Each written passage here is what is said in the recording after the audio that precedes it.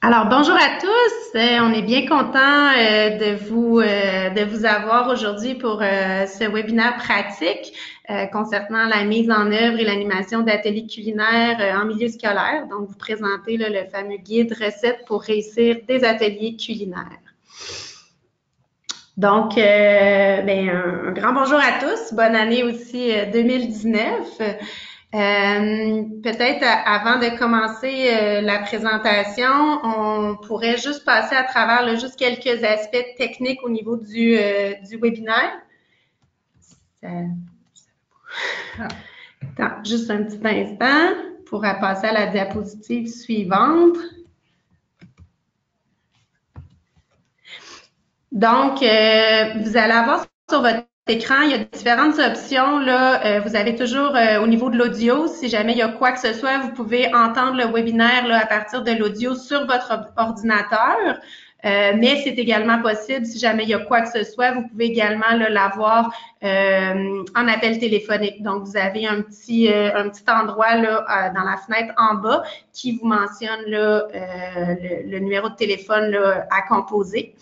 Ensuite, vous avez l'option de poser des questions. Vous pouvez utiliser soit sur votre droite la boîte questions ou la boîte chat. Vous pouvez poser des questions tout au long de la présentation. C'est sûr que nous, on a réservé un moment là, vraiment de questions à la fin du webinaire. Mais si vous avez des questions là, de clarification au cours de la présentation, bien, c'est possible d'utiliser ces endroits-là. Si jamais il y a quoi que ce soit, qu'il y a un problème technique, on vous a laissé aussi des coordonnées par courriel ou par téléphone, donc n'hésitez pas à les utiliser. Vous avez aussi un petit icône à droite, là, c'est possible pour poser des questions au moment de la période de questions. Vous pouvez lever la main et à ce moment-là, vous pouvez poser votre question en personne de vive voix. Donc, c'est une option aussi. Il y a un petit icône, là, lever la main, donc vous pouvez aussi utiliser ça au moment de la période de questions. Alors, on est bien content là, de vous présenter ce guide-là. Ça a été vraiment le fruit d'un riche partenariat. D'abord, la conception du guide a été réalisée par la Commission scolaire de Montréal, la Direction de la santé publique de Montréal, Équiterre et les producteurs laitiers du Canada. Donc, on est vraiment content de cette riche complémentarité de ces différentes organisations. Et pour toute l'organisation du webinaire, je tiens vraiment à remercier le Sustain Ontario qui a coordonné là, toute la mise en œuvre, les inscriptions et la plateforme de webinaire, ainsi que le mouvement de la ferme à la cafétéria Canada. Les présentations des webinaires cette semaine en français, la semaine prochaine en anglais, c'est vraiment inscrite à travers l'initiative de la ferme à l'école, le Canada Interfertile. Donc, un grand merci là, à ses partenaires.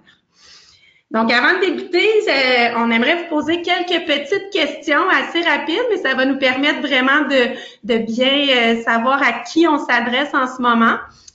Donc, j'irai avec la première question. Vous allez voir, il va apparaître là, une fenêtre et vous allez pouvoir leur répondre. Donc, on vous demanderait de quelle province venez-vous? Est-ce que c'est Québec, Ontario, Nouveau-Brunswick, autres provinces et territoires ou hors du Canada?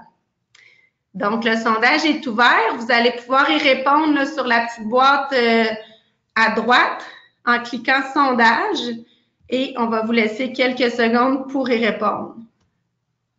Vous pouvez aller cliquer.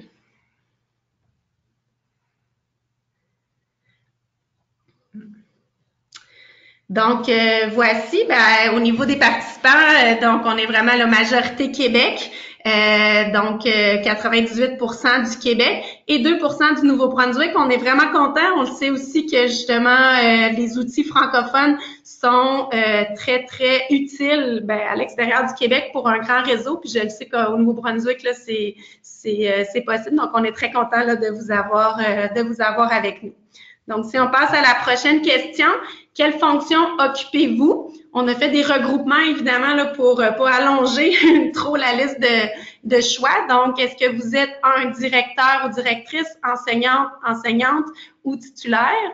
2, est-ce que vous êtes éducateur, éducatrice en garde scolaire ou en service de garde éducatif à l'enfance, donc CPE, milieu familial ou garderie? 3, nutritionniste ou répondante en nutrition. 4, représentant d'un organisme communautaire ou 5 autres.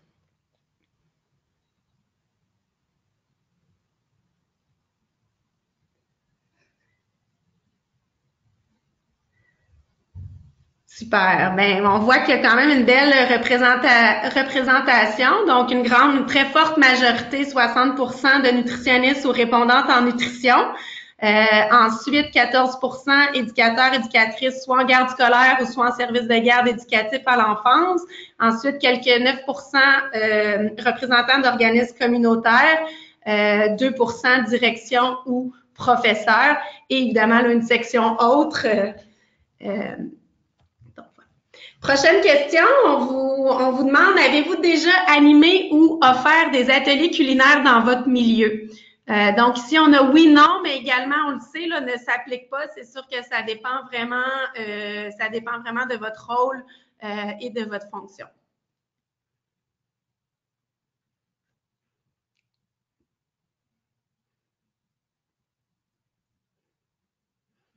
Wow!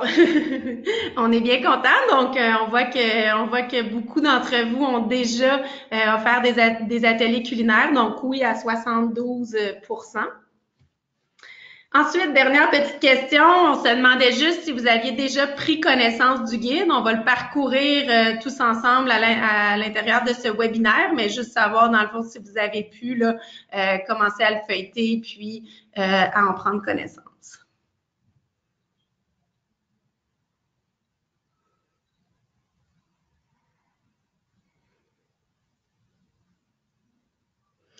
Donc, 3/4 des répondants, des participants ont pris connaissance du fameux guide. Donc, sans plus tarder, on passerait vraiment à travers le guide avec vous. Donc, avant de passer la parole à Marie-Pierre Drolet, qui est nutritionniste pour la commission scolaire de Montréal, je voulais juste un peu vous présenter une petite introduction, donc d'où est né le projet. Donc, voici la formation. Donc, vraiment, le guide est né, en fait, du projet, d'une réflexion à travers le projet École enracinée. École enracinée, c'est vraiment un projet qui a pour objectif d'amener les jeunes et leurs familles à augmenter leur consommation de fruits et légumes. On souhaitait vraiment les sensibiliser. Pourquoi? Ben, vraiment pour encourager notre économie et nos producteurs et également pour protéger l'environnement. Donc, on avait identifié 3 moyens bien précis. La première était la mise en place de campagnes de financement à partir de paniers de légumes locaux et biologiques qui sont cultivés là, par nos producteurs d'ici, des producteurs du réseau des fermiers de famille. Donc, c'est des campagnes de financement qui, à l'automne dernier, ont eu lieu dans 75 établissements scolaires de la province. Ensuite, comme autre moyen, on souhaitait vraiment promouvoir les ateliers culinaires, donc de vraiment donner des formations et un guide pratique. Et comme autre moyen, de vraiment se pencher sur l'offre de collation là, au service de garde. Donc, c'est ça, les campagnes de financement, on vous a mis un peu là, les chiffres. Dans le fond, ça a été un projet pilote qu'on a commencé en 2016 et qui a vraiment pris son ampleur en 2017 à Montréal et en Montérégie et en 2018 à l'intérieur, à travers la province au complet. Comme je le mentionnais, c'est vraiment un projet qui a eu une riche collaboration, donc vraiment les partenaires de mise en œuvre équitaire, la Direction de santé publique de Montréal, la Commission scolaire de Montréal, les producteurs laitiers du Canada. On a reçu un soutien financier du système alimentaire montréalais, le SAM, ainsi que le ministère de l'Agriculture, des Pêcheries et de l'Alimentation du Québec. Également de Québec en forme, et il y a eu aussi là, un appui, un apport de l'Université de Montréal aussi à travers le projet. Donc, sans plus tarder, je laisse la parole à Marie-Pierre qui va justement là, rentrer dans le guide plus en détail avec vous. Bonjour à tous. Juste pour conclure, vous venez d'entendre Muriel Vrins, qui ne s'était pas présentée, donc qui était d'équitaire. Voilà. Donc, mon nom est Marie-Pierre Drolet, nutritionniste à la Commission scolaire de Montréal. Je vais vous présenter, avant d'entrer vraiment dans le guide, le projet pilote qu'on a fait l'an dernier. Donc, on voulait tester le contenu du guide et de la formation. On l'a fait dans 3 écoles de la Commission scolaire de Montréal. Donc, ils recevaient, le but était vraiment l'appropriation du guide en soi, parce que il y a quand même beaucoup de contenu, donc de savoir comment l'utiliser était très pertinent. Ensuite, les participants avaient un atelier culinaire, donc un modeling vraiment pour leur montrer comment on l'applique concrètement. Et on remettait un bac d'équipement culinaire aussi dans le cadre du projet, ce qui enlève des barrières supplémentaires à la réalisation d'ateliers culinaires dans le milieu scolaire. Voilà. Donc, les gens recevaient le guide, une copie du guide pour le service de garde au complet, vu que c'est un guide de référence. À la suite de la formation, il y a 96% des participants qui comptaient utiliser le guide, de faire des changements, dans le fond, dans leur façon de faire. Et 100% des participants qui ne faisaient pas d'atelier culinaire avaient l'intention d'en faire après la formation. D'expérience, je vous dirais que ça a été vraiment intéressant, principalement la section où on faisait un atelier culinaire. Je crois que c'est extrêmement pertinent parce qu'ils le vivent et ils comprennent bien comment l'appliquer. Puis c'est comme ça qu'on les convainc d'en faire des ateliers culinaires. 2 mois après la formation, on a refait une autre évaluation. Donc, dans la réalité, 38% avaient utilisé le guide. Il faut savoir que les services de garde ont très peu de temps de planification et la formation avait lieu en février, donc on était en avril pour les 2 mois après la formation, ce qui n'est pas non plus les meilleurs moments de l'année pour la planification, mais on avait compté sur le mois de la nutrition pour les motiver un petit peu. 80% des participants qui n'avaient pas utilisé le guide avaient l'intention de le faire prochainement, donc on voit que c'était plutôt un manque de temps. 14% des participants qui l'avaient utilisé avaient l'intention de continuer à l'utiliser, ce qui peut démontrer que le guide est pertinent puis qui est conforme à leurs besoins. Les participants qui ont utilisé le guide et qui ont fait des ateliers culinaires ont rapporté des changements qu'ils ont fait, soit plus de fruits et légumes, plus de suivi auprès des parents, puis une meilleure planification. Puis c'est dans nos objets visés, donc on était très satisfaits de ce résultat. Donc, on dit depuis tantôt sans plus tarder, mais là c'est vrai, nous allons feuilleter le guide avec vous. Il y a des endroits où on va aller plus rapidement, d'autres endroits où on va aller donner un petit peu plus d'explications, mais surtout des exemples concrets. La présentation d'aujourd'hui est enregistrée.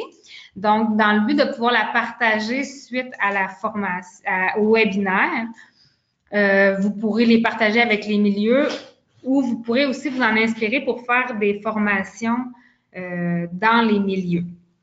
Ce sera 2 moyens pour aller plus loin avec le guide. Donc, les auteurs, Marie-Pierre Drolet, moi-même, Muriel Vrins qui est là aussi. On a Stéphanie Tremblay et Julie Stréco qui sont de la Direction de santé publique et on a Hélène Guéraud aussi des producteurs laitiers du Canada. Donc, c'était vraiment un travail conjoint très riche en collaboration. Nous avons aussi fait relire par différentes personnes des milieux, soit des enseignants, des nutritionnistes dans d'autres régions, aussi des conseillers pédagogiques en service de garde et en activité physique également. Nous avons déjà parlé des partenariats, donc on peut passer à la page suivante. Ce guide-là a été conçu principalement pour les services de garde scolaires parce qu'on voulait avoir un public cible assez précis. Par contre, le contenu est tout à fait adaptable pour les enseignants, les titulaires de classe pour le primaire, d'autres milieux aussi comme les organismes communautaires ou les services éducatifs à l'enfance. La réalisation d'ateliers culinaires avec des enfants d'âge scolaire primaire, c'est une excellente façon de promouvoir l'adoption de saines habitudes de vie parce qu'on va leur permettre de découvrir, connaître puis apprécier une variété d'aliments nutritifs à travers des expériences positives. L'idée étant de développer des habiletés, des compétences culinaires qui vont leur servir dans le fond toute la vie. Souvent, l'exemple que je donne en formation, c'est que si on leur dit que c'est bon de manger des carottes, c'est une chose, mais s'ils savent comment la mettre dans leur assiette, là, à ce moment-là, on enlève des barrières puis on leur permet de vraiment réaliser des changements dans leurs habitudes de vie. Il y a aussi d'autres éléments qui sont intéressants à discuter avec le scolaire, soit ça va permettre à l'enfant de développer différentes dimensions de son développement global, mais on touche aussi à plusieurs, je devrais dire, domaines généraux de formation et l'acquisition de compétences transversales et disciplinaires. D'ailleurs, on a fait ressortir ces compétences dans la fiche 1 qu'on verra plus tard. Quand on veut faire la promotion des saines habitudes alimentaires, il y a différentes clés à prendre en considération. de tenir toujours un discours positif axé sur le plaisir. Le plaisir, c'est la première motivation à l'enfance et ça le demeure à l'âge adulte une motivation vraiment importante. En alimentation, ce qui est intéressant, c'est qu'on peut l'utiliser au maximum parce que c'est comme en ayant du plaisir à manger des aliments de base, des aliments qui sont peu transformés ou pas transformés, c'est comme ça qu'on va avoir envie de les intégrer dans notre alimentation. Donc, c'est une clé importante. J'ai aussi touché le deuxième élément, dans le fond, en vous parlant des aliments de base. On parle aussi de respecter les signaux de faim de satiété. Donc, quand on va déguster, quand on va manger les aliments, c'est d'expliquer, oui, le plaisir, mais de suivre ces signaux de faim de satiété, de ne pas avoir, que ça ne soit pas essentiel de finir l'assiette, etc. On parle aussi dans le guide de privilégier des aliments qui ont un effet positif sur l'environnement. Donc, de travailler avec Équiterre, ça nous amène de mettre ce parallèle-là avec lequel on est très, très en accord finalement parce que les ateliers culinaires ou la cuisine, c'est un endroit où on a beaucoup de choix à faire qui peuvent avoir un impact sur l'environnement. Donc, c'est approprié de le mettre en lumière. Si vous prenez votre guide, vous allez voir qu'il y a 3 éléments différents. Vous avez le guide en soi, le guide boudiné, puis à la fin, vous avez une pochette. Si vous l'avez imprimé, si vous l'avez téléchargé, les fiches et les outils sont à la fin complètement du dossier PDF. Donc, je disais, fiches informatives, on en a 7 différentes, c'est à cette page-ci, 7 différentes qu'on pourra voir au cours de la présentation. Et les outils pratiques sont là pour vraiment appliquer les notions qui sont mentionnées dans le guide. On va les voir également au cours de la présentation. J'ai sauté une page qui est les étapes en un clin d'œil.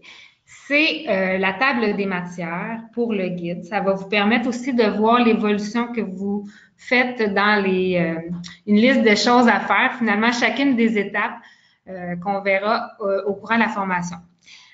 Les 4 grandes étapes sont la planification. À l'intérieur de ça, on a la planification annuelle et la planification de gestion de groupe, ainsi que la planification de l'atelier comme tel.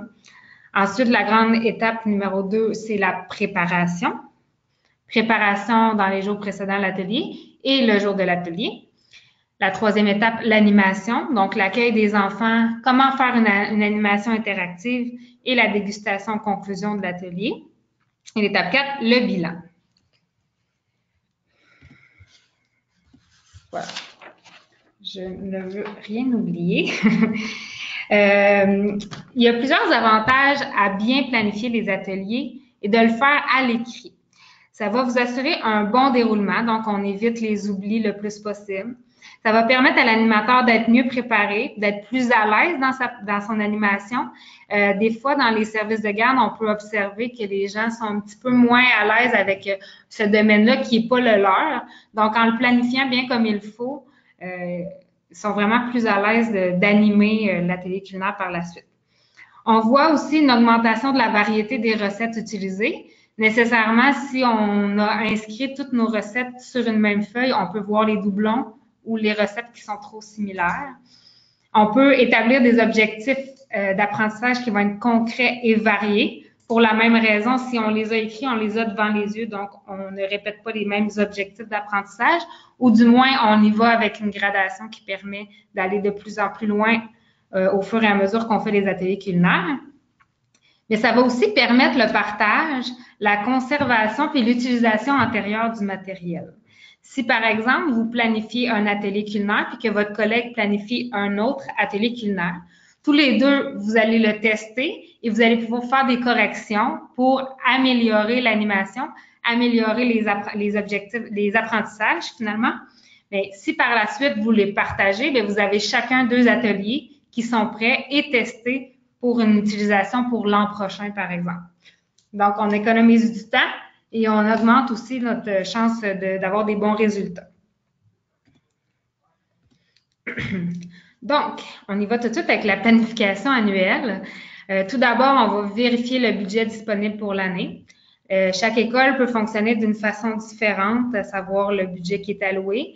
Ça va dépendre aussi de la fréquence des ateliers culinaires et du nombre de personnes qui en font dans l'école. Une des idées qu'on propose dans le guide nécessairement, c'est d'utiliser les campagnes de financement École enracinée qui peuvent permettre quand même d'amasser quelques centaines de dollars en fonction des exemples qu'on a vus dans les dernières années. Ensuite, on va choisir un local. C'est pas obligé d'avoir un local aménagé particulièrement pour les ateliers culinaires. Ça prend des tables avec des chaises ou non en fonction de la hauteur de la table et de l'âge des enfants. C'est sûr que la présence d'un évier va vraiment faciliter le déroulement de l'atelier. Pour le lavage des mains, le lavage de la vaisselle, on a moins de déplacements. Donc, on peut rester toujours en présence des enfants. C'est plus simple. Donc, voici pour cette page-là.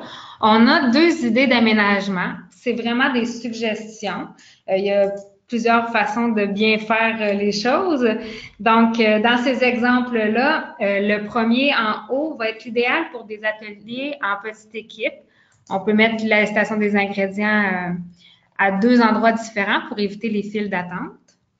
Et la deuxième idée va être idéale pour les recettes individuelles parce que les ingrédients sont accessibles facilement ou pour les recettes qui sont en... j'ai un blanc de mémoire. Pour les recettes, dans le fond, qu'on fait à la file, là, que chaque participant va faire une étape de la même recette. Donc, à la chaîne, c'est ce que je cherchais. Donc, voilà.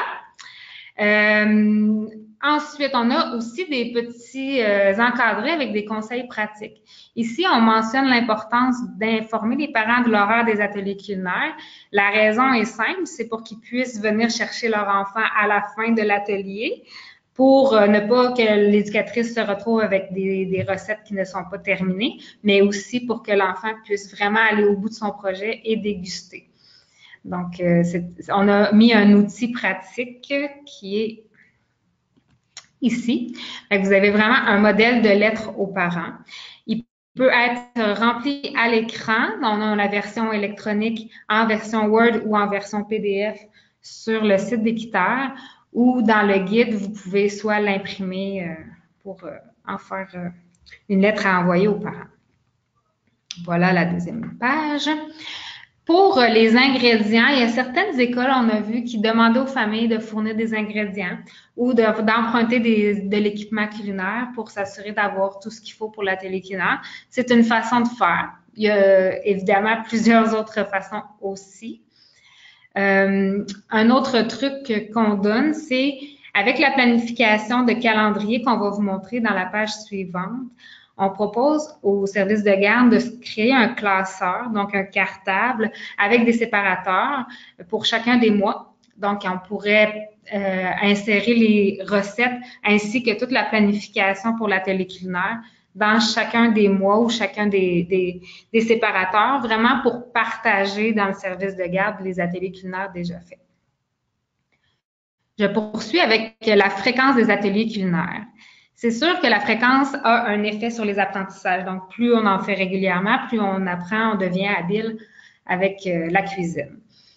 Par contre, on sait qu'il y a toutes sortes d'activités dans les services de garde. Ce qu'on propose, c'est d'avoir une activité à chaque mois ou même une fois par 2 semaines, ce qui serait encore mieux.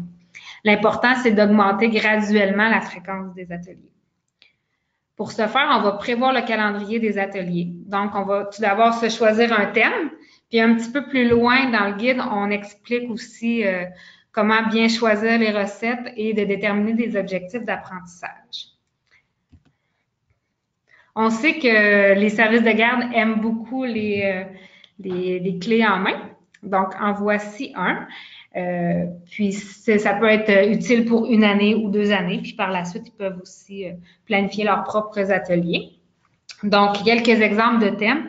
Pour septembre, on a la rentrée, la saison des légumes du Québec, des récoltes des légumes du Québec. En octobre, le temps des pommes, on ne pouvait pas passer à côté.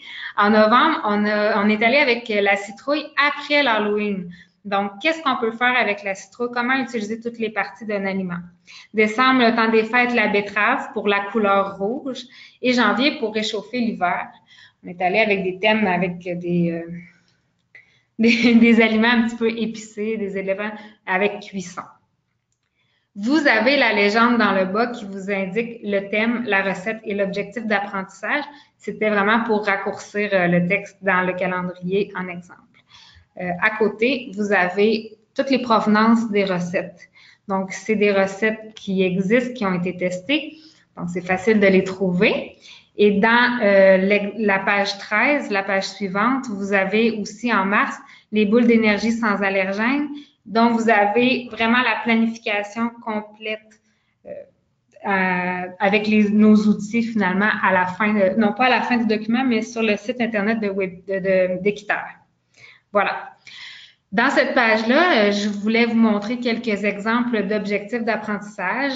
En février, c'est plus difficile d'avoir des aliments du Québec, donc on est allé avec les légumineuses et qui sont intéressantes à découvrir avec les jeunes. Et on va leur montrer comment, par exemple, utiliser une passoire. C'est un objectif qui est simple, mais faut pas prendre en considération que les enfants ont déjà fait l'exercice. Aussi, en mai, un de mes exemples préférés, c'est il est normal que certaines éducatrices soient pas tout à fait à l'aise d'offrir 15 couteaux d'office à des enfants de 3e année quand c'est leur première animation. Donc, il faut leur montrer qu'il y a d'autres alternatives. Par exemple, couper des aliments qui sont plus mous, des fraises, des champignons, par exemple, avec un couteau de table. Ou sinon, d'utiliser les ciseaux pour couper les fines herbes, pour couper des dattes. Ça peut aussi être une alternative qui va travailler leur motricité fine, puis qui va aussi être sécuritaire. En juin, on a l'exemple de personnaliser une recette selon ses goûts. C'est toujours une avenue intéressante avec les jeunes parce que c'est pour leur montrer que si on n'aime pas un seul légume, mais on en a d'autres qu'on aime. Donc, l'important, c'est d'en manger une variété. Ça ne veut pas dire qu'on est obligé d'aimer les champignons ou obligé d'aimer les brocolis tant qu'on aime une variété de légumes. Fait que ça, c'est une bonne façon de leur montrer que leurs goûts sont importants puis qu'ils aiment certains aliments sains. Donc, voici le premier outil qu'on vous montre, c'est le calendrier des ateliers culinaires version à remplir. Donc, pour les services de garde qui voudraient indiquer les recettes ou les thèmes qu'ils ont choisis, on peut le remplir à l'écran, on peut le remplir en version imprimée ou on peut aussi écrire avec un crayon effaçable sur la version imprimée ou on peut plastifier une copie pour faire la même chose. Donc, un moyen de réutiliser les outils dans les années suivantes. Alando, quelques idées de thèmes qu'on pourrait utiliser. D'ailleurs, le thème du lunch et des collations pour le lendemain est vraiment apprécié. Là, c'est dans les services de garde. Moi, j'en ai entendu plusieurs qui trouvaient que c'était, qui l'avaient utilisé ou qui trouvaient que c'était une excellente idée. Sur le site d'Équiterre, vous avez aussi les recettes qui étaient dans le calendrier que je vous ai montré. Donc, tout d'abord, le calendrier des disponibilités qui se retrouve au même endroit. Et vous avez pour 49 fruits et légumes et un qui est le sirop d'érable, une fiche d'information sur l'aliment. Puis, à l'endos, vous avez une recette sans cuisson avec l'icône bleue et une recette avec cuisson, l'icône rouge. La recette sans cuisson est normalement très facile à faire en atelier culinaire. Puis vous pourriez, pour aller plus loin, utiliser la recette avec cuisson aussi.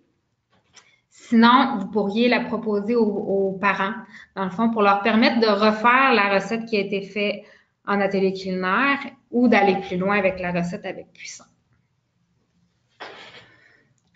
Ensuite, l'étape E, qui est de prévoir l'équipement culinaire. Dans le guide, vous avez tout l'équipement de base qui est illustré. Ça permet de présenter aux enfants ce qu'est chacun des éléments du matériel. Ça permet aussi au service de garde de planifier les achats de base, puis par la suite, on peut aller plus loin en fonction de chacune des recettes. Comme je vous disais, les recettes sans cuisson vont permettre de cuisiner plus rapidement puis avec peu d'équipement. Donc, pour commencer, ça peut être une belle alternative si on a peu de matériel ou si le temps est compté avec les services de garde, principalement avec les petits. Donc, ça, c'est une bonne façon de débuter. Ensuite, si on va aller plus loin, on va avoir des différentes recettes ou des plats plus complexes. On va aller avec l'utilisation de la cuisson avec le four. Ça peut être des fours grille-pain, des plaques de cuisson ou le four à micro-ondes même peut être utilisé quand on n'a pas un gros équipement.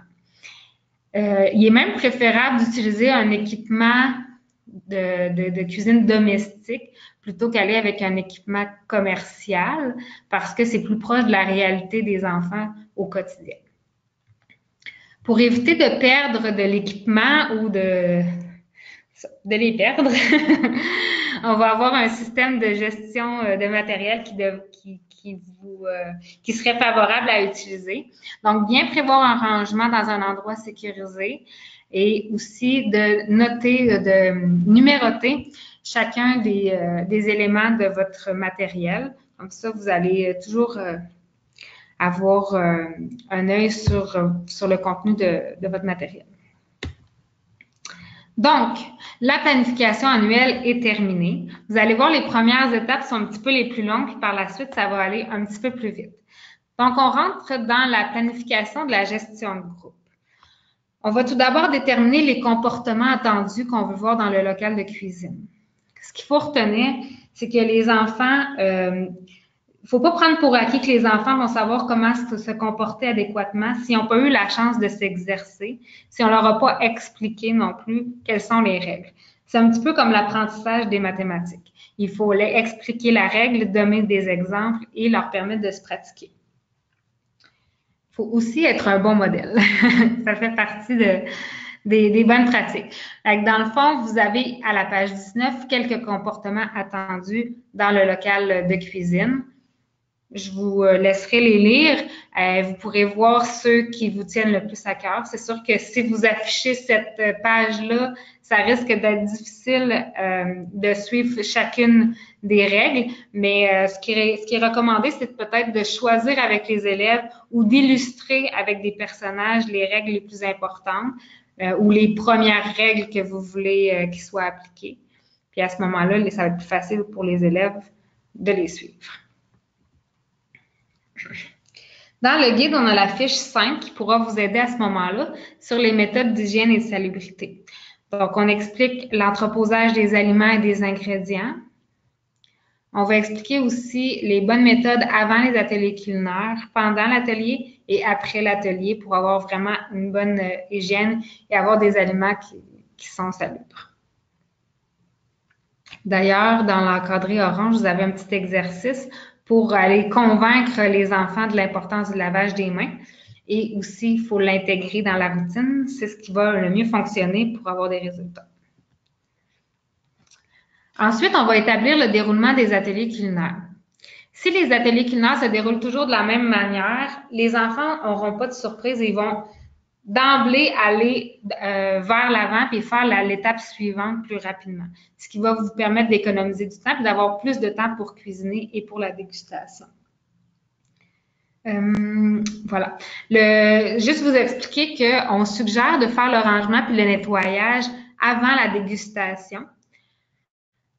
Parce que sinon, c'est sûr que l'éducatrice va devoir faire le rangement et le nettoyage seule. Donc, la dégustation devrait vraiment le summum de l'activité, dans le fond, l'étape finale. Nécessairement, vous allez avoir un petit peu de vaisselle à faire après parce qu'on utilise des assiettes et des ustensiles pour la dégustation, mais ça va être le minimum. Il y a différentes méthodes pour faire les tâches de ramassage et de nettoyage. Ce qu'on veut, c'est que ça soit simple et que ça soit toujours de la même manière. Il y a des enseignants ou des éducatrices qui vont choisir que chaque équipe s'occupe de son îlot. Donc, chaque équipe doit nettoyer sa vaisselle, doit nettoyer ses surfaces de travail. Tandis que d'autres vont faire le partage des tâches avec l'outil qu'on vous propose ici. Donc, chaque tâche va être associée vraiment au nom d'un enfant. Si, par exemple, vous dites « Qui veut passer le balai ?» vous avez des grandes chances que personne réponde, alors que si, avant l'atelier, on a déterminé qui passe le balai, qui lave la vaisselle, qui essuie la vaisselle, à ce moment-là, les jeunes savent déjà ce qu'ils ont à faire. Donc, on s'assure une meilleure adhérence à la tâche. À ce titre-là, dans le fond, vous leur dites aussi que les tâches, ce ne sera pas toujours la même personne qui va les faire, aussi dans le but qu'ils apprennent à faire chacune des tâches. qui fait partie de l'atelier culinaire en soi. C'est important qu'ils apprennent à se responsabiliser, puis à aussi faire les tâches qui sont associées à la cuisine. Donc, nous avons fait la deuxième étape qui était la planification de gestion de groupe. La troisième étape, la planification de l'atelier comme tel. Donc, auparavant, on avait fait le calendrier et là, on explique vraiment comment choisir la recette. Des fois, on commence par choisir le thème, des fois, on commence par choisir la recette. C'est comme bon vous semble, mais vous avez de l'information ici qui va vous permettre d'avoir des recettes qui vont être simples à utiliser en atelier culinaire. On parle de la durée de réalisation, de l'équipement disponible. Si on a moins d'ingrédients, on va avoir aussi des recettes qui sont moins coûteuses et qui sont plus simples. Les ingrédients aussi à faible coût. Vous avez des informations à la fiche 3 qu'on va voir tout de suite après. D'utiliser des techniques culinaires qui sont adaptées à l'âge. Ici, j'ai une petite histoire dans une école qui propose beaucoup d'ateliers culinaires aux élèves en classe. En fait, en différents niveaux, donc 2e, 3e, 4e et 5e année. Les 5e années avaient fait un atelier culinaire et ça leur avait pris le double du temps qui était alloué. Donc, ce qu'ils ont fait, c'est qu'ils ont dit, là, les enfants doivent tout d'abord apprendre à vraiment bien couper, utiliser la bonne prise de coupe pour aller plus rapidement. Donc, ils ont fait de la soupe aux légumes avec les autres élèves pour vraiment qu'ils coupent beaucoup de légumes puis qu'ils prennent de la vitesse et qu'ils prennent de l'aisance avec cette technique-là. Ce qui est arrivé, c'est quand ils ont fait l'atelier culinaire avec les plus jeunes, donc c'est pas les mêmes élèves qui ont fait l'atelier culinaire, bien, ça leur a pris la moitié du temps. Juste parce que la technique culinaire principale avait été pratiquée avant. Donc ça, c'est quand même pertinent de le savoir. Ensuite, on va aller prendre des recettes qui n'ont pas d'allergènes à l'intérieur ou qui sont possibles de faire des substitutions. On a la fiche 4 qui va vous donner des exemples sur ce sujet-là. Ensuite, les recettes facilement réalisables à la maison, c'est intéressant parce que si les élèves le font qu'à une seule reprise, on a moins d'impact, tandis que si l'élève fait la même recette ou des recettes similaires à plusieurs reprises, et là, on va avoir un apprentissage plus intensif. Ensuite, les recettes variées et nutritives, on a la fiche 6 qui vont vous donner des indicatifs à ce sujet-là. L'idée étant vraiment d'utiliser des aliments de base parce qu'on veut que les élèves apprennent à cuisiner des aliments qui sont très nutritifs. On parle aussi du mode de réalisation désiré. Donc, en fonction de la recette choisie, on peut aller choisir des apprentissages variés, mais à ce moment-là, le mode de réalisation va avoir un effet sur les apprentissages qu'on aura à faire. Parlant d'apprentissage, on a différents exemples, comme les techniques culinaires, le travail d'équipe, la motricité et les compétences disciplinaires aussi. Vous avez la fiche 1 que je vais vous montrer, ce ne sera pas très long, et vous avez aussi la page 22 qui va vous donner des indications à ce sujet-là. Donc, je vous avais parlé de la fiche 4 sur les allergies alimentaires. Donc, on commence avec la définition de l'allergie versus l'intolérance.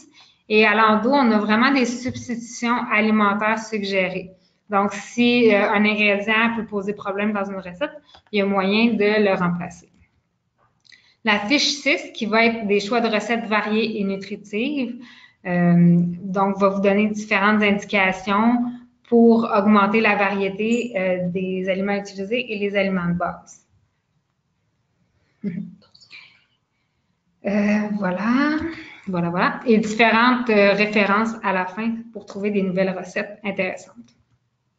La fiche 1, le développement de l'enfant à travers les ateliers culinaires. Donc, le développement global de l'enfant peut être travaillé à travers des ateliers culinaires, développement cognitif, langagier, social, moral, physique et moteur et affectif. Vous avez différents exemples. Et à l'endos, vous avez le programme de formation de l'École québécoise. Donc, quelles compétences on peut toucher avec les ateliers culinaires? Vous en avez différents exemples. On peut aussi aller travailler différents domaines comme le français, les mathématiques, les sciences, technologies, etc.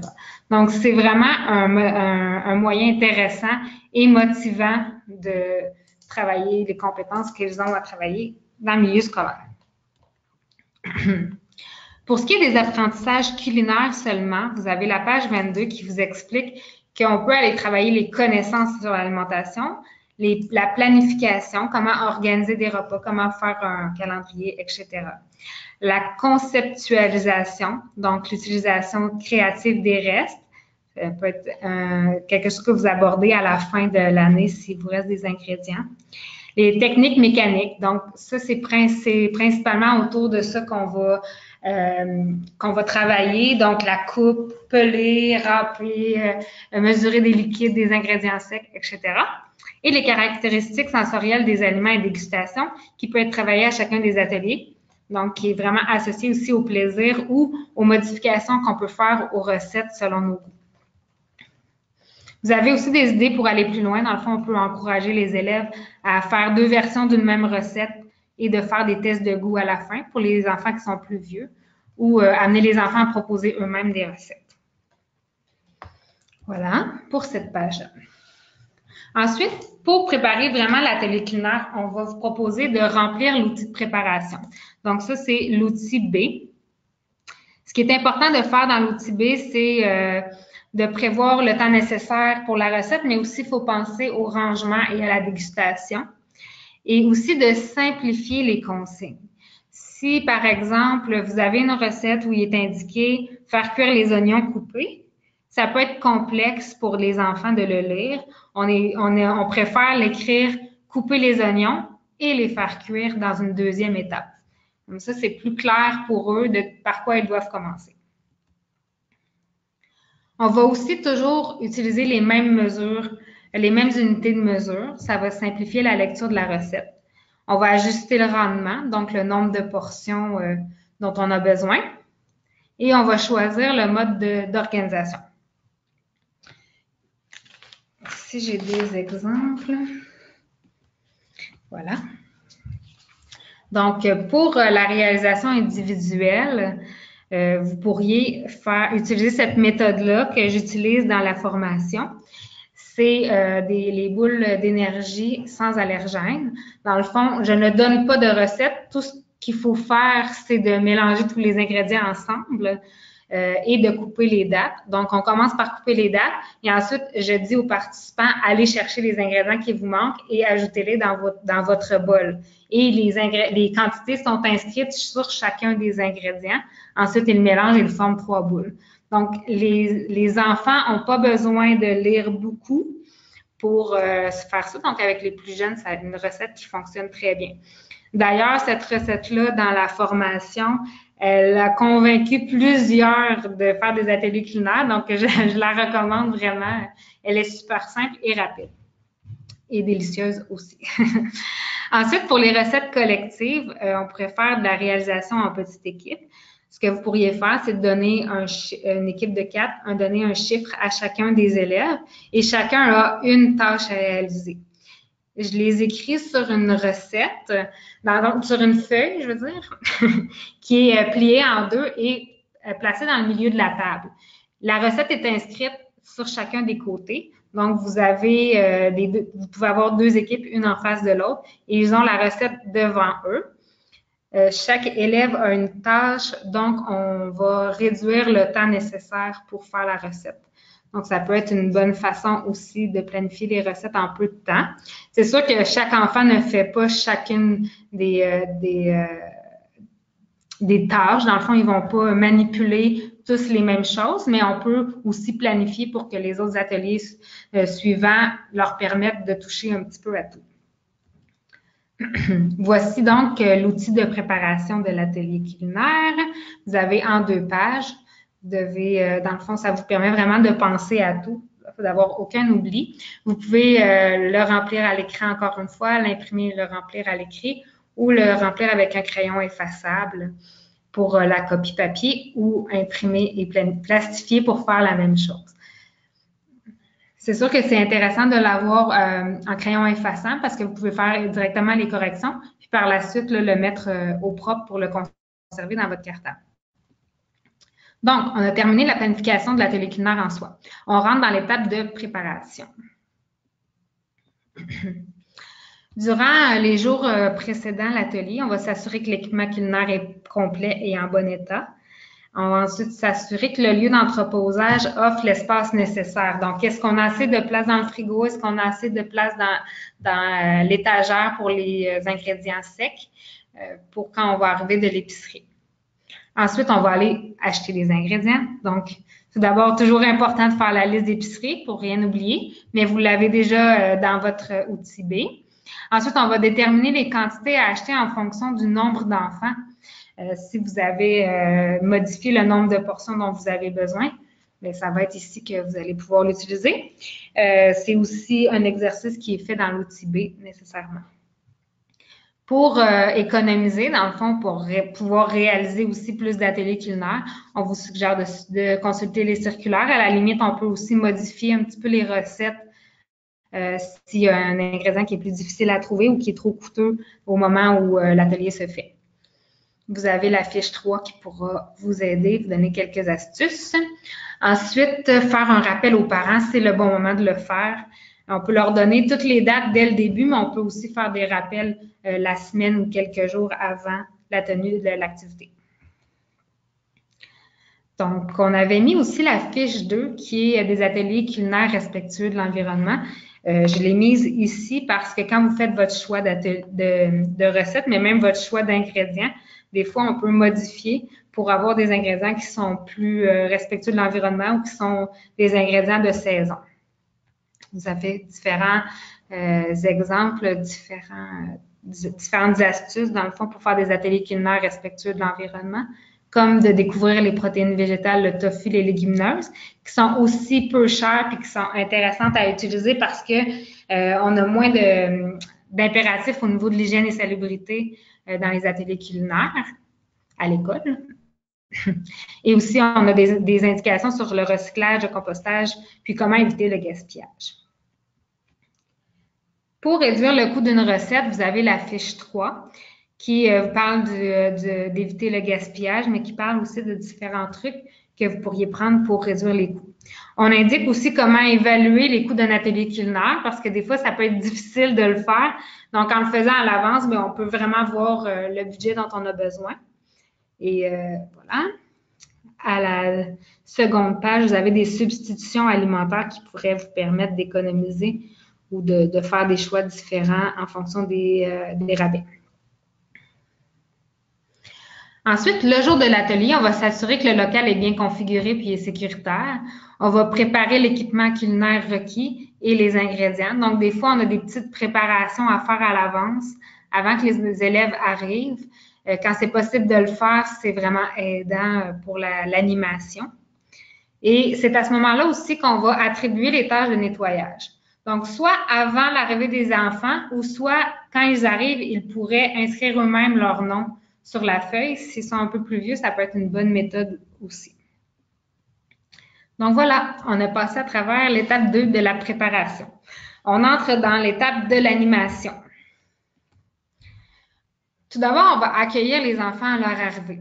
Ça va permettre de créer un lien de confiance. Puis à ce moment-là, les enfants vont probablement être plus à l'écoute, mais aussi vont vouloir plus suivre les consignes. C'est souvent une façon détournée, mais une façon efficace de leur demander, dans le fond, de suivre des consignes. Ensuite, on va avoir une animation interactive. On propose de regrouper les jeunes à l'avant pour leur donner les consignes. Ça va éviter que chacun joue avec le matériel ou avec les ingrédients. Ensuite, on va stimuler leur intérêt par différentes questions. Vous avez quelques exemples ici. Qu'est-ce que tu aimes le mieux cuisiner? Est-ce qu'il y en a qui ont déjà cuisiné une recette à la maison avec les parents, etc.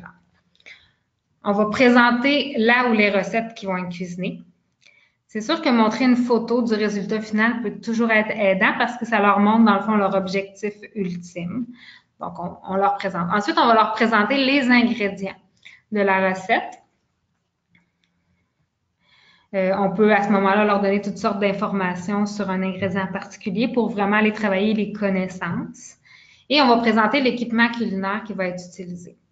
À quoi ça sert une râpe, qu'est-ce qu'on peut râper, etc.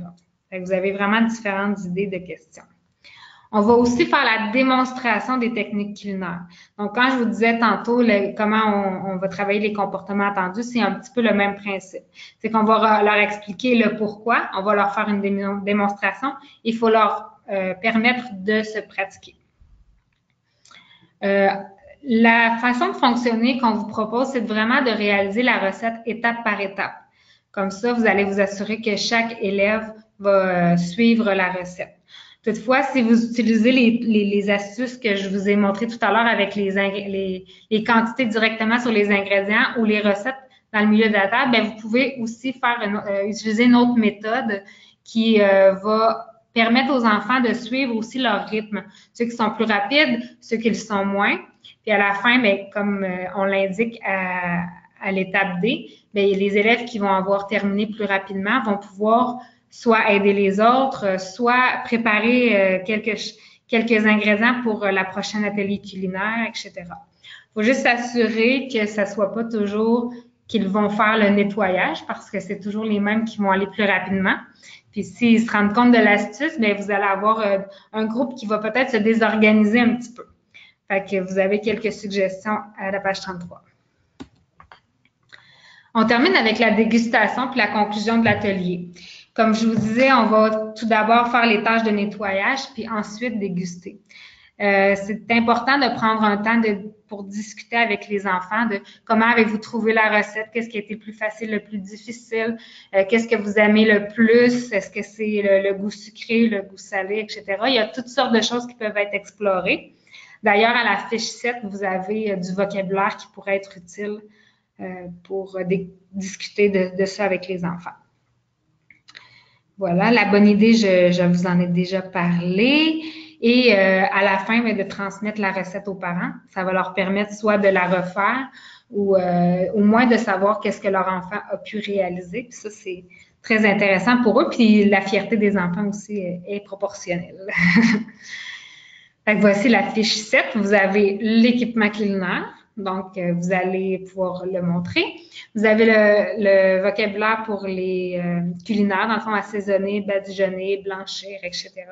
D'avoir les définitions complètes et le vocabulaire de dégustation. Alors, nous avons terminé l'animation. On est rendu dans le bilan. À la fin de chaque atelier culinaire, on propose de vraiment faire le bilan de la planification, de la préparation et de l'animation. Donc, des 3 premières étapes. À l'aide, dans le fond, vous pourriez simplement garder des notes sur l'outil B et de le modifier. Donc, de faire la nouvelle version améliorée tout de suite, plutôt que seulement garder des notes. Ah, la prochaine fois, je devrais le faire comme ça. On devrait vraiment faire l'outil B rempli de la manière dont on voudra le faire la prochaine fois. Ça va vous permettre de toujours améliorer votre façon de faire. Donc, on a différentes questions qu'on vous propose ici, mais il y en a certainement d'autres. Ensuite, faire le bilan de votre planification annuelle. Encore quelques questions ici que vous pourriez faire. Est-ce que j'augmenterai la fréquence des ateliers l'année suivante? Est-ce qu'on peut le faire? Comment on peut le faire? Est-ce que les recettes étaient variées? Les thèmes étaient-ils intéressants ou il y a des recettes qui ont été moins populaires? Ensuite, on va conserver le bilan pour les années futures, toujours dans le but de s'améliorer constamment. Puis, on peut échanger sur cette expérience-là avec ses collègues parce qu'on peut apprendre des autres aussi en partageant. Voilà, je suis rendue à la conclusion. Je ne sais pas s'il y avait des questions, mais les ateliers culinaires offrent vraiment de nombreux avantages. On a parlé de développement global de l'enfant, donc la motricité fine, les habiletés sociales. On va solliciter des compétences transversales, disciplinaires, donc ils vont réinvestir les apprentissages qu'ils voient en classe, mais aussi de comprendre leur utilité dans la vraie vie. L'acquisition de compétences culinaires qui vont être utiles vraiment longtemps, mais aussi qui vont leur permettre d'avoir des habitudes alimentaires intéressantes. Une création d'expériences positives aussi. Ce qui est intéressant avec les ateliers culinaires dans le milieu scolaire, principalement avec les garçons aussi, c'est des apprentissages qui sont concrets. Ça leur permet de manipuler. Puis on s'assure aussi qu'il y a des réussites. Donc, en un court laps de temps, les enfants ont une réussite, ce qui peut des fois les réconcilier avec l'école, quand en classe, c'est plus difficile un petit peu. Fait que ça leur montrer qu'ils sont capables d'utiliser les mathématiques, qu'ils sont capables d'utiliser la lecture à des usages utiles. Donc, développement de l'estime de soi. Voilà. Et vous avez des références à la fin aussi. Donc, c'est cela pour moi. Je ne sais pas s'il y avait des questions, Muriel, à répondre. Oui, il y a eu quelques questions. En fait, la première, c'était justement aura-t-on accès à la présentation PowerPoint? En fait, je vais laisser Marie-Pierre répondre si justement le PDF peut être envoyé, mais c'est surtout peut-être vous mentionner que le webinaire a été enregistré. Donc, on va pouvoir partager publiquement là, à vous tous qui avez suivi le webinaire ainsi que plus largement l'enregistrement de ce webinaire-là. Et il va être donné aussi la semaine prochaine en anglais. Donc, on va avoir le webinaire là, en ligne, en vidéo, en français et en anglais. Parfait. Puis dans le fond, si c'est dans le but d'offrir la formation dans les milieux, vous pouvez communiquer avec moi. J'imagine que sinon j'ai votre adresse, là, je communiquerai avec vous aussi, mais dans le fond, nous, ce qu'on a fait, c'est oui, il y a le document PDF, mais on a aussi le document avec des notes pour l'animation. C'est un document non officiel, mais qui pourrait être utile pour vous dans l'animation. Okay, oui, c'est possible. Donc, c'est possible. Une autre question ici, on a eu, y a-t-il des liens à faire avec les ateliers 5 épices déployés dans les régions? Dans le fond, il n'y a pas de lien direct, non. C'est sûr qu'on a des méthodes qui peuvent se ressembler. Là, on a tous deux travaillé dans les milieux scolaires avec des ateliers culinaires, donc, mais on n'a pas fait de lien direct pour le moment. Super. En fait, il y a quelqu'un qui a demandé aussi si ce serait disponible sur quel site. Donc, oui, le lien du webinaire est disponible sur le site internet, va être disponible en fait sur le site internet d'Équiterre. Il y a une page avec un lien court, donc c'est équiterre.org/guide atelier culinaire. C'est là qu'est disponible le guide ainsi que dans le fond toutes les fiches annexes et outils, et on mettra aussi là, le lien vers le webinaire. Le guide est aussi disponible sur le site de la Commission scolaire de Montréal et des producteurs laitiers du Canada. Une autre question qu'on a eue ici, c'est combien d'ateliers sont réalisés en moyenne dans les écoles participantes? C'est une question qui est difficile à répondre. On n'a pas fait les statistiques. Je vous dirais que ça varie beaucoup d'un éducateur à l'autre. Et dans la majorité des écoles, il n'y a pas de règles dans le service de garde. Donc, ça peut aller de 2 par année à 1 par mois. Ça varie vraiment d'une école à l'autre et d'un éducateur à l'autre. Une des questions ici qui demande est-ce qu'on pourrait avoir les coordonnées de Marie-Pierre au besoin pour les questions supplémentaires. Je pourrais chatter, là, je vais insérer là, comme réponse, c'est correct. Je vais juste vérifier avec Marie-Pierre. Je vais vous écrire l'adresse ici de Marie-Pierre. Je vais juste lui poser la question avant de répondre. La prochaine question avant de répondre, est-ce qu'il y aurait un guide conçu pour le milieu scolaire spécifiquement afin d'intégrer le cursus scolaire aux ateliers culinaires? Dans le fond, le guide a vraiment été destiné aux éducateurs des services de garde parce que c'est l'endroit. Pour la Commission scolaire de Montréal, il y a des ateliers culinaires qui se font dans, je dirais, là, au moins 75-80% des écoles, si c'est pas plus. Donc, c'est pour ça que on a visé ce milieu-là. C'est souvent plus facile d'offrir des ateliers culinaires dans le service de garde. Par exemple, pour ce qui est des enseignants, tout le contenu est tout à fait approprié. C'est juste qu'il ne l'aurait pas adressé. D'ailleurs, si vous regardez dans la page, dans la deuxième page, dans les collaborateurs, on a une école avec plusieurs titulaires qui ont commenté le guide et qui le trouvent tout à fait approprié parce que dans la fiche 1, entre autres, on a tous les liens avec le domaine de formation, les domaines de formation d'écoles québécoises qui sont là. Super. Donc, je vous ai répondu là, dans la question. J'ai présenté là, j'ai donné les coordonnées de Marie-Pierre. Donc, vous avez son adresse courriel là, si vous avez des questions plus spécifiques ou différents besoins. Prochaine question, où pouvons-nous avoir la brochure? Je ne sais pas de quelle brochure on parle. En fait, il y a vraiment le contenu est disponible sur le site d'Équiterre. C'est ce que je vous répondrai. Si vous manque quelque chose, écrivez-nous, puis on verra à vous aider. Ben, puis peut-être vous mentionner aussi que si vous allez directement sur le site des producteurs laitiers du Canada, vous pouvez commander le guide en version papier. Donc, peut-être, je ne sais pas si c'est ça que vous vouliez faire mention, mais vous pouvez vous procurer là, justement le guide en version papier.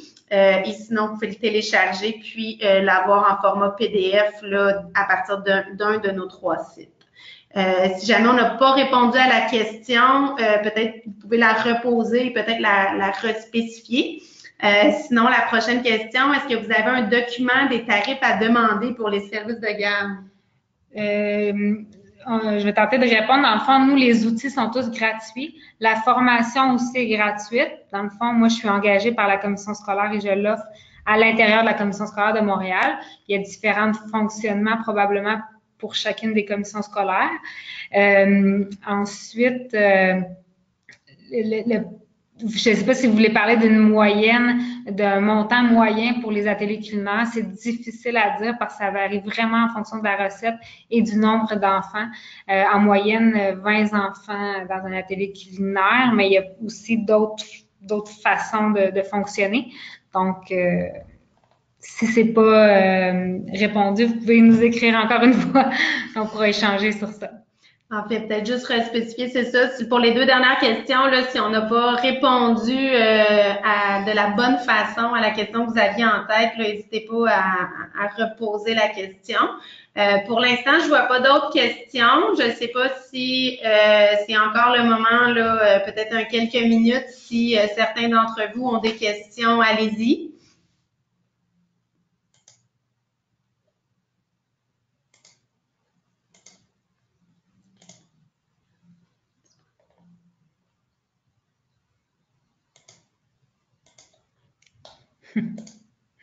On entend cliquer pour les réponses. Je pense que ça fait pas mal le tour en espérant que ça vous a permis de mieux vous approprier le guide. On va d'ailleurs vous proposer quelques questions d'évaluation dès maintenant. Puis voilà, en vous souhaitant une bonne journée. En fait, le petit sondage d'évaluation du webinaire va vous être envoyé là, par courriel aussitôt la fin de ce dernier. Mais vraiment, on vous remercie d'avoir été à l'écoute. Puis surtout, on espère que vous allez pouvoir répandre ce guide soit dans votre milieu concrètement, si vous êtes une école, un service de garde, un service de garde éducatif à l'enfance, mais également si, comme Marie-Pierre, vous agissez le plus, agissez, à titre de nutritionniste répondante en nutrition ou même représentante d'une organisation, à pouvoir là, vraiment faire rayonner et promouvoir le guide. Puis si vous avez des questions spécifiques, n'hésitez pas à nous contacter directement. Un grand merci.